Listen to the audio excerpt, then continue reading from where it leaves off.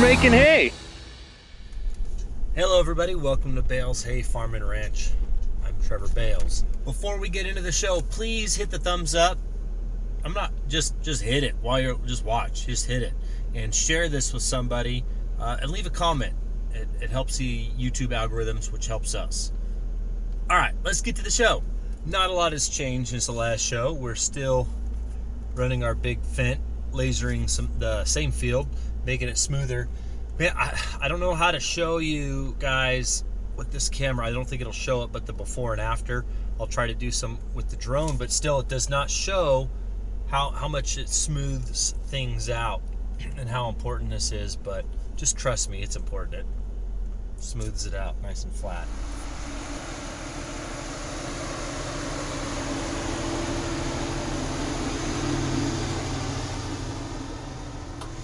This part's all been lasered. Other than the fact that I just drove through here, you can see it's very smooth. Here's where he drove in and out. Yes, you can drive on it after you do it. We're still going to run a mulcher over it, which will fill in the holes. Actually, we'll run the lamb plane because every time he turns, every turn he makes, it leaves a little bit of dirt behind, and as you drive, you feel like a washboard.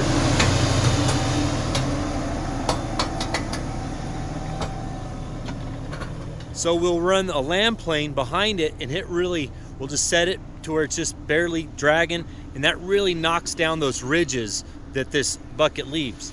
Yes, it's flat. Yes, it leaves those ridges, but they're not ridges that are going to affect the water. They more affect driving over it for the next several years, especially if that swather's going 15 to 20 miles an hour. He can feel them, so we want to knock those down. Bale wagon, roadsider, he feels them. Harrow bed.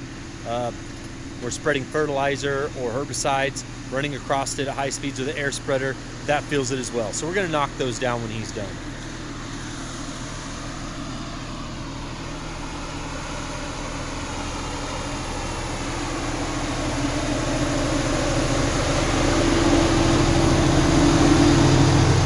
Here's the part of the field he has not done yet. Said it's hard to show just through a GoPro, but and the big disc we run, which is in the field lower, the lower field from here, it leaves big ridges. It doesn't look like much, but that will affect the irrigation, and that's what he is.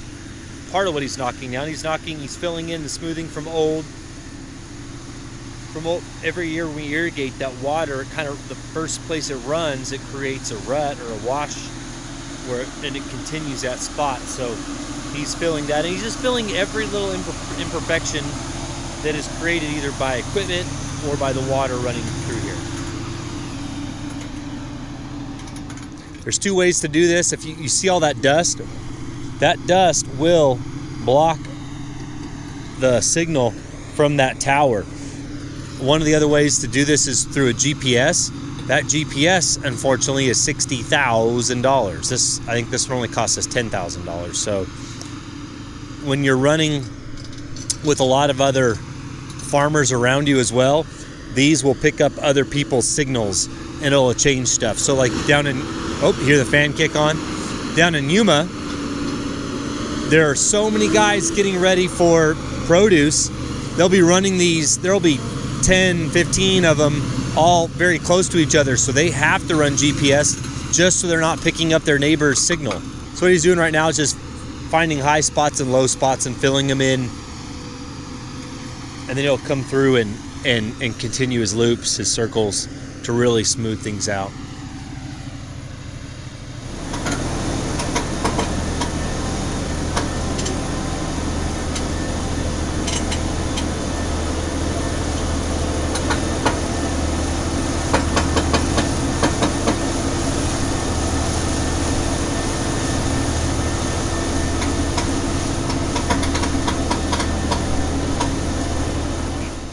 As this goes up and down, these cylinders are what control this bucket going up and down.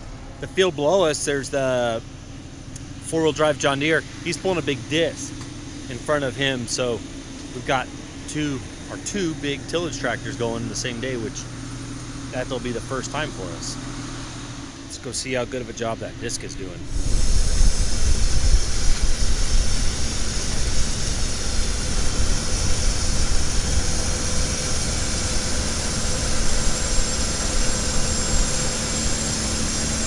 He is currently pulling the sunflower disc, which is more of a finishing disc. We pulled a big 20, I think it's 26 or 28 foot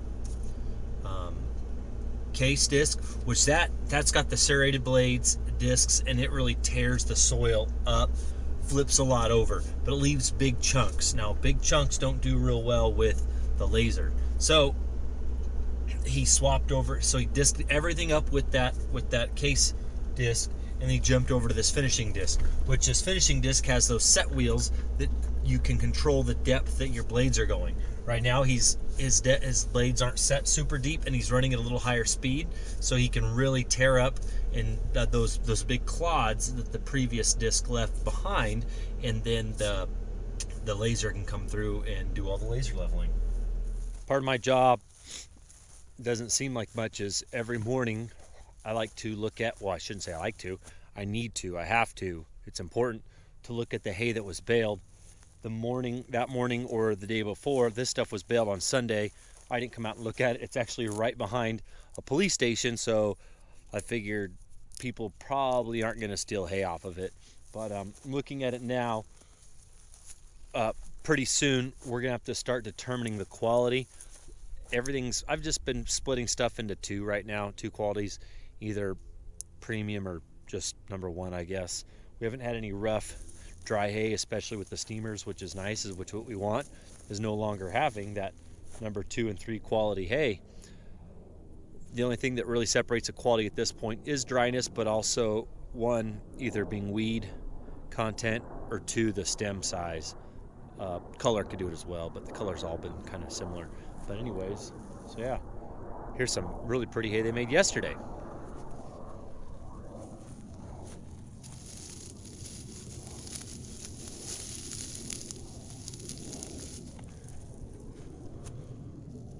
Milkweed. Ugh.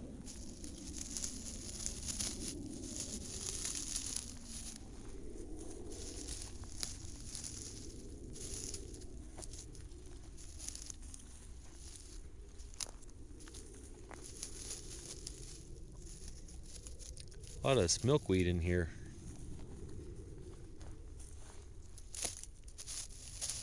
That's nice hay.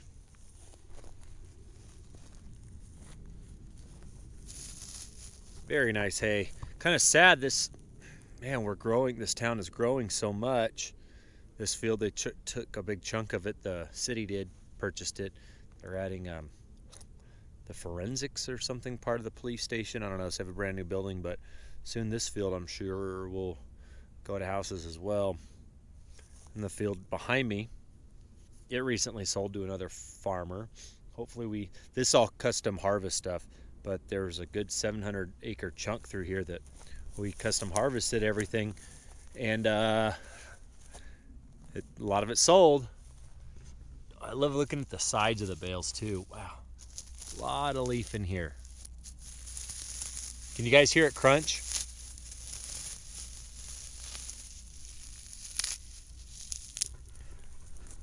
Someone commented a while back, asked if our hay was green, if it was going to spoil or go bad, and how the color is so green. It's just we have very, very little humidity, and it's hot, and that it really is the best growing conditions for alfalfa. When you have a cool morning, cool nights, and warm days. Alfalfa is much like, if you don't grow any crops, alfalfa is much like a person or other crops, where it gets, well, Bermuda's not the same, but alfalfa, when it gets hot day and night, alfalfa does not especially like that. Our yields will definitely drop off. So this time of year, I like to really push it, let things go a couple extra days, get the yields from the field that we don't get once it gets to where it's, 100 degrees at night. But Bermuda, it's like the opposite. The hotter it gets, the better it grows. Day and night, it likes heat. So, yeah, all right. Got a new guy that started today, hoping He will manage all around the office, the barn where we sell hay, those guys, the bagged feed. He's had experience managing on a farm, not in the retail side of stuff, but more in the field side. He's moved from California here. He speaks perfect English, perfect Spanish. That's what I really need, is someone bilingual. I wish I was better, or I wish I was bilingual, which I'm not. A lot of our customers speak Spanish or English, so I need someone that can speak both. Right now, I'm heavy on the Spanish side out there where we sell hay by the bale. I've had some complaints, but that's what this comes down to, is it's hard to get good, hardworking locals that are willing to put in the hours and not want to miss a lot of work. So I've got two H2A guys out there helping us load hay, and they love it. One of them is an electrician and a plumber back in Mexico, and even doing those two skilled labor jobs, he makes more money working in the United States loading hay by the bale. So it's kind of nice to have these, to know that you're helping guys and their families. A lot of people argue you should be hiring local help. Trust me, we do, and we've tried, and the way things are going, local help is extremely unreliable. And the local help, that attitude is not what it used to be. They're very entitled, and these guys on work visas, they come from very little. Their families don't have much. They come here, they want to work, and they want to have a job. They want to have job security. They love the fact that I told them if this works out, they'll be coming here every year. So yeah, so I'm happy to help them. Unfortunately, it takes away job from local kids. But at the same time, a lot of these high school kids we hire, this is the first job they've ever had, and now that minimum wage is almost $13. When I was young, it was $7, and so it was nice. My dad could hire 5 or 6 kids at $7 an hour. Well, when you start looking at, when you have people working for $13 an hour, this is the first job they've ever had, and all they want to do is stand around on their phones. It makes it real hard to want to hire high school kids and give them the opportunity to work. And I'm not their parent. I try to do a good job at being somewhat of a mentor, but there's just too much going on, too much running around. It's hard to be there. Anyways, back to why I'm hoping Alan works out to be a good manager in addition to the farm and an asset. So on the personal front, my whole life is just, I don't even care. Everything's out in the open. I don't think we're going to move into my parents' house. My dad has a couple rental houses he bought back when things were low. So he bought a couple of homes when things were real low. And this one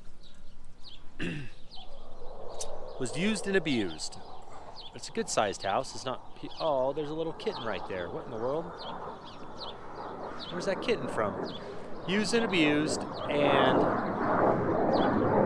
gosh, those jets are loud. Used and abused. We had to get a judge involved, attorney, a judge, police. It took well over 100 days. We got these guys out, and they left just garbage and lots of garbage. We filled up one roll-off container. Look at this stuff. We filled one roll-off container up, and I was stupid and thought we only needed one, but we need probably 3.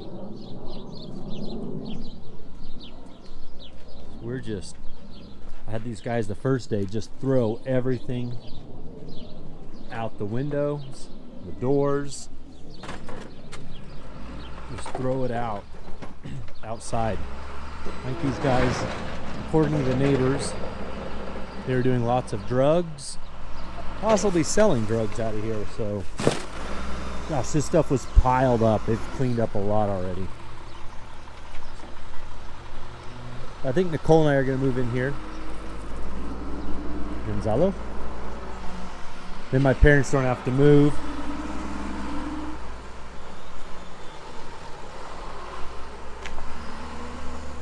This was full, like you couldn't walk in here. This was just full of stuff. Oh, it was disgusting. It still is disgusting. There's some potatoes, I could plant those.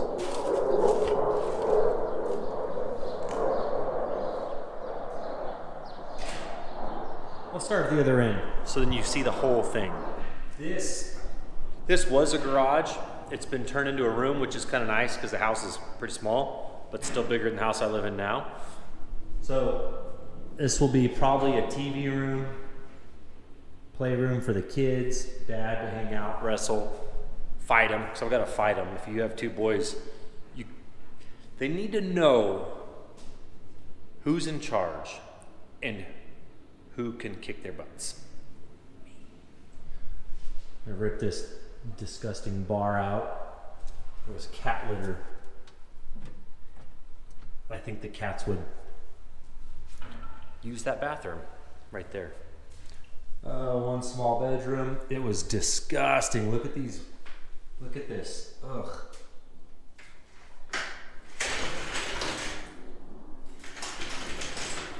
What in the world? We already pulled the carpet out. You guys didn't get to see how disgusting the carpet was.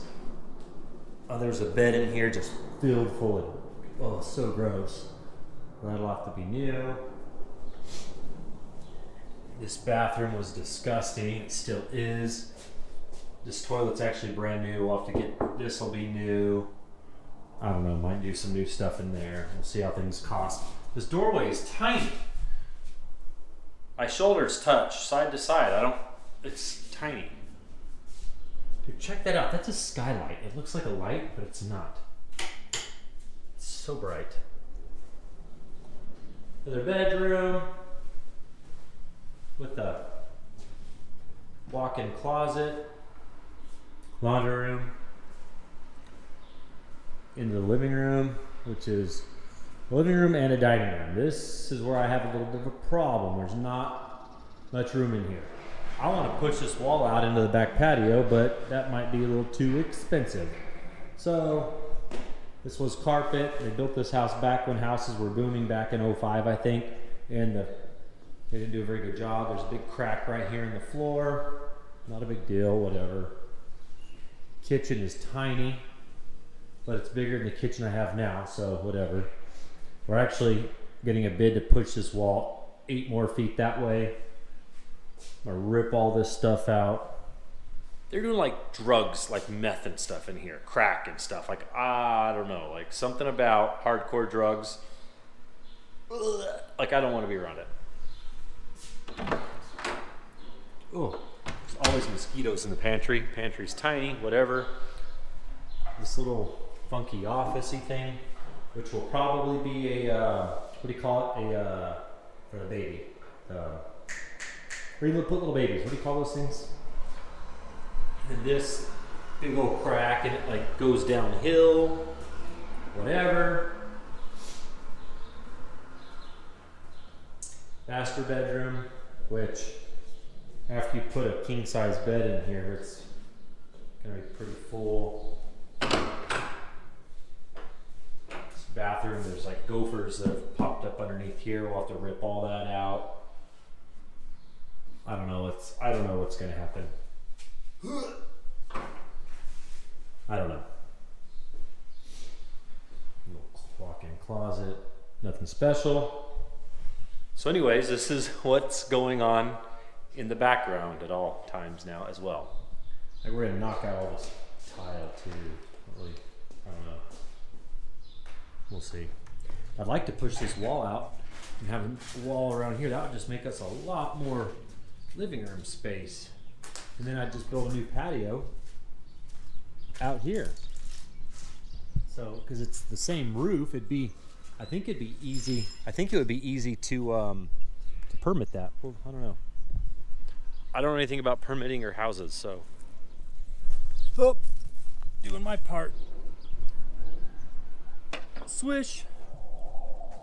Well, we got a lot of space for the boys, they piled up just disgusting garbage from like their kitchen and I don't know what else, just junk. And the neighbor is right there and they could smell it. So we're kind of embarrassed. We're friends with them now, but we just didn't check on the renter very much. There's a guy that worked for my dad that was supposed to be doing that, and he didn't really do that very well. And so it's just embarrassing, but they're happy that the previous renters are out and gone. And we're going through the mess and having to spend a lot of money cleaning stuff up. But that's what you get when you don't pay attention or do what you're supposed to do. It's funny being a farmer. We have all sorts of implements for the fields and stuff, but I don't have anything small. So I'm gonna have to rent something small to level this out or tear it up or do something so I can put grass out here. I'm gonna put some trees along this fence line, probably over there as well. Maybe clean that one up, put one or two over here. And then just a whole bunch of grass for Hank to run around and play in. And Tucker. Next I gotta find this place. It gets irrigation from the district. So there's a lid out here somewhere to get water. I have no idea where that lid is. I gotta find it so we can start irrigating this lawn back up. Lots to do. Ugh. I bought something. Pre-turbo Power Stroke Exxon Mobil service truck. Hasn't been started in 10 years.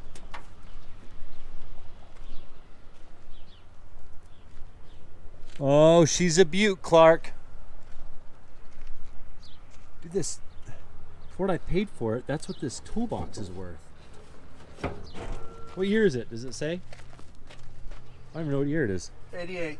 88. It's the year my sister was born.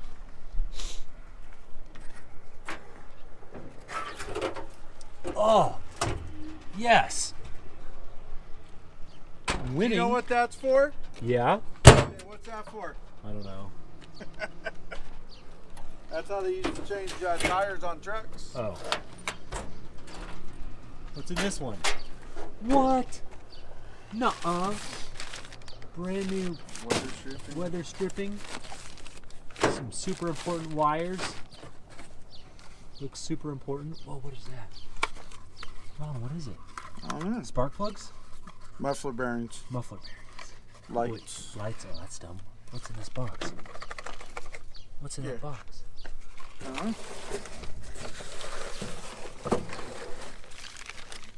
Door trim. Oh. Well, that one's empty. Let's you guys check this out. Oh, it's to put lights on this thing. You see this, Ron? Are those roll in the back? Yes. Yeah. They've seen better days. Uh-oh. It's gonna go. It's gonna go. Watch. Go. There it goes. Oh. It's pretty sweet. What's this for? Turn and pull. What is that, Ron? That should be a dead man switch. Turn and pull? Oh, it's the start an air compressor. What?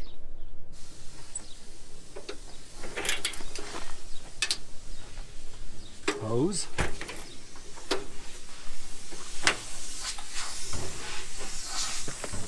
Brake light. A lot of weather stripping. Huh.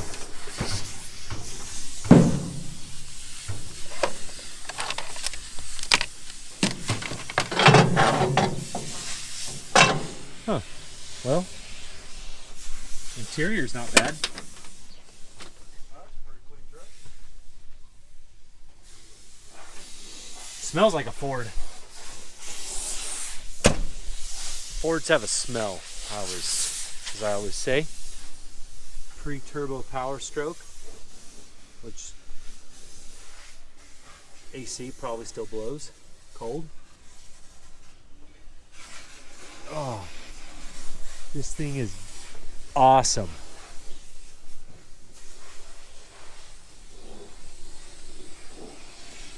What do you think, Ron? Honest opinion. Honest opinion? This thing's badass, huh? Yeah, it's 7.3. You can't go wrong with a 7.3. Oh, is that a 7.3? That's 7.3. No, that's at 6.9. Wait a minute. No, it's a 7.3. Man, I like it. So, I also bought something else. A generator Conex box. It is insulated. There is no generator in it. But it is well vented. Now I've got a Conex box that we legally have to keep all of our chemicals in. It is not vented very well. So what I'm going to do is sitting right next to it. We're going to take all the chemicals, put it in this one, Roundups and mostly just Roundup. We'll put it in here. And look, it's got air vent there, air vent there, an air vent out the back, but we're gonna have to do something a little different because I don't want a lot of water coming in here. And it came with some seats. So we'll have chemicals in here and it'll be very well vented, no issues there. And I'll take my other container, and look, it's got so you can get yourself out. This is the chemical one. We'll use this for tools. Ron and I need a place to keep our tools away from the farm shop because our tools go missing. But oh, how cool is that, baby? So excited. Ron, no, you're gonna break it. Oh no.